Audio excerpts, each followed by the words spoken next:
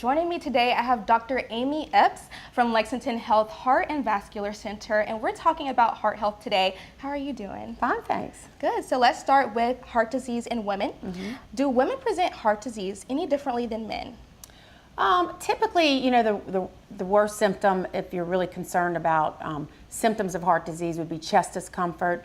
The thing about women that's a little more concerning is sometimes their chest discomfort can be very atypical to them. In other words, they may think it's more like heartburn or a naggy sensation or pressure. And if you're not really familiar with what it feels like to have a heart attack per se, you might tend to ignore that a little bit longer than someone who's having true, you know, pain and sweating and all that. The number one symptom still of something the most concerning for heart disease, which would be a heart attack, is still chest discomfort. But in women, it can be a little more vague, so that could be scary if you don't pay attention to it. Well, let's talk about risk factors. So how would one know what risk factors to look for? Well, I think, you know, the number one risk factor that you should really be concerned about is smoking. I mean, that's really the biggest risk factor. When I see a patient who's a smoker, let's say they're 50 years old, I look at them as if they're already 70 and 80 years old as far as their heart health.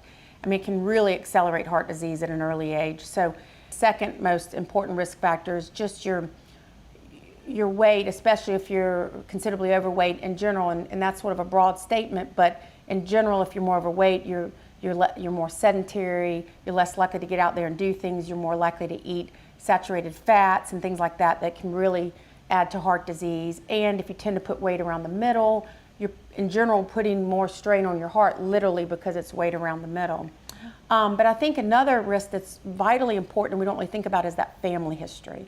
So if you've got family history, if people, your direct family members, parents or grandparents or siblings that have had a heart attack, let's say, at age 65 or less, you really need to pay attention to that and tell your doctor that, at least at a young age, to start getting screened early. And then the other one, of course, is cholesterol, because cholesterol is what clogs your arteries. So if your cholesterol is high, you're more likely to have clogged arteries. So that's one more thing that you really need to pay attention to.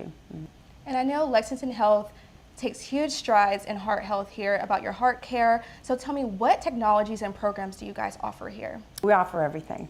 I mean, I think it's pretty amazing the types of things that we can do in here, even in this lab. So anything from as basic as checking your EKG and checking your blood pressure and listening to your heart exam to be sure you don't have a significant murmur, all the way to bringing you here in the cath lab, put a little catheter in your leg and replacing your valve, which is pretty impressive. Well, thank you, Dr. Epps, so much for speaking with me today. And if you guys want more information, please scan the QR code on your screen.